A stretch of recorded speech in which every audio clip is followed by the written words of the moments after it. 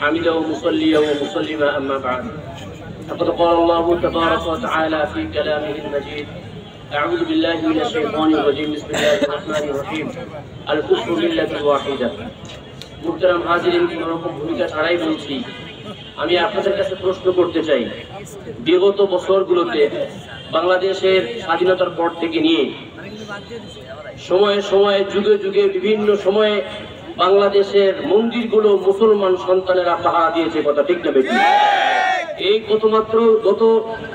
2013 সালে যখন শাপলা চত্বরের ঘটনা আপনারা দেখেছেন নবীর ইজ্জত রক্ষার যে ঘটনা ঘটেছে ওই সময়ও বিরোধী বিধর্মীরা চেয়েছিল মুসলমানদেরকে কলঙ্কিত করার কিন্তু সে সময় আমরা দেখেছি ওই মন্দিরগুলো মাদ্রাসার ছাত্ররা পাহারা দিয়েছে এই অদূর ভবিষ্যতে মাত্র 5ই আগস্টে এই কুখ্যাত ঘটনা সুখ্যাত ঘটনা ঘটেছে এরপরে আমরা দেখেছি বাংলাদেশের মন্দিরগুলো এদেশের ছাত্র সমাজ এদেশের আলেম সমাজ এদেশের আলেম ওলামারা পাহারা দিয়ে ওদের সুনিশ্চিত করে ঠিক নেমেছে সব কিছুর বিনিময়ে ওরা কি দিল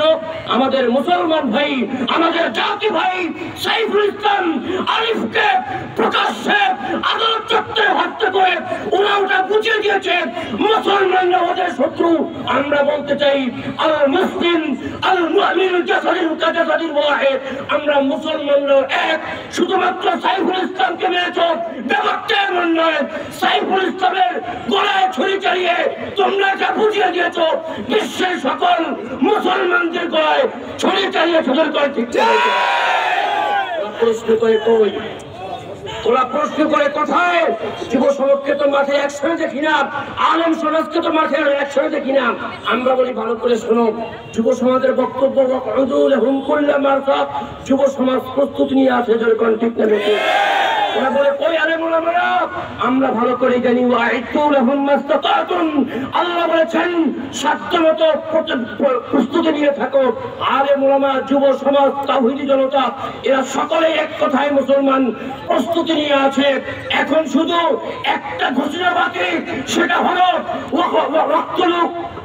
সমস্ত কাফেরদেরকে যখন মুসলমানদের উপর আঘাত করবে এদেরকে কোন রকম চিন্তা ভাবনা ছাড়া আমাদের আমিরের নেতৃত্বে ঘোষণা যখন করা হবে কোন দিকে তাকানো হবে না ইসলামকে বিদায় করবার জন্য সর্বশেষ আন্দোলনে ডাকতে হবে দেখতে পেতে আমরা কারা কারা রাজি আছি ইনশাআল্লাহ আল্লাহ তো